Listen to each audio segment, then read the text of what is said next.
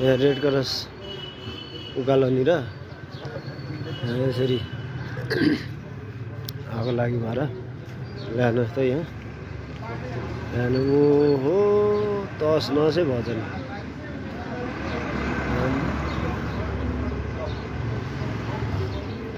ल्याउनुहोस्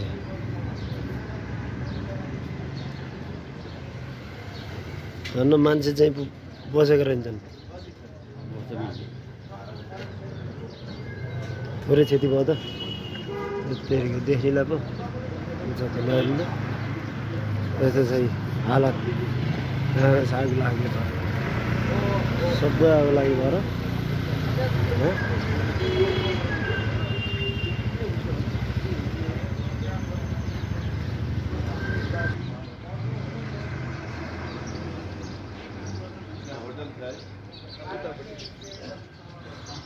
हिजो गयो राति 1 बजे आगो लाएर सबै त्यो घरको झ्यालहरू यताउता सबै क्षतिग्रस्त भएको छ।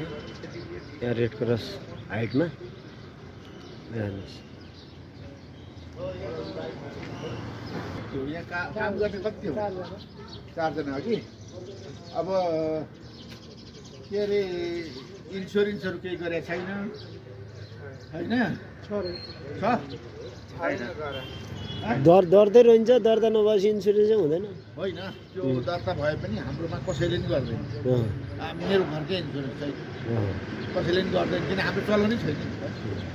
अब के यसो नगरपालिकाहरूमा अब तुरुन्तै आजै वडामा पनि जानु पर्यो, जानु पर्यो, दरखास्त दिनु पर्यो। यसरी हाम्रो क्षति भयो उनीहरू हेर्न आउँछन् होइन, उनीहरू हेर्न आउँछन् अनि यहाँ सर्जी पनि गर्छन्। सबैसँग रिक्वेस्ट गर्नु पर्यो, यहाँ वरिपरि सबैसँग लौ न। पुलिसमा पनि गएर निवेदन लेखौँ होइन, वडामा पनि लेखौँ। यसो वरिपरि पनि 150 यसो 100 पाऊँ, हाम्रो यस्तो भयो भन्नु पर्यो। सबैले हामी पनि गर्छौँ। अब लाज मानेर हुँदैन होइन, आफ्नो क्षति भइसक्यो। अब यो उठीबास लागेर कहाँ जाने है? यसो पहिले हामीले वडामा कहाँ कहाँ छ हाम्रो फेरि यो यस्तो दैवी प्रकोपवाला कता कता छ सोधेर कहाँ कहाँबाट हुन्छ, के कसले गर्न सक्छ पहिला।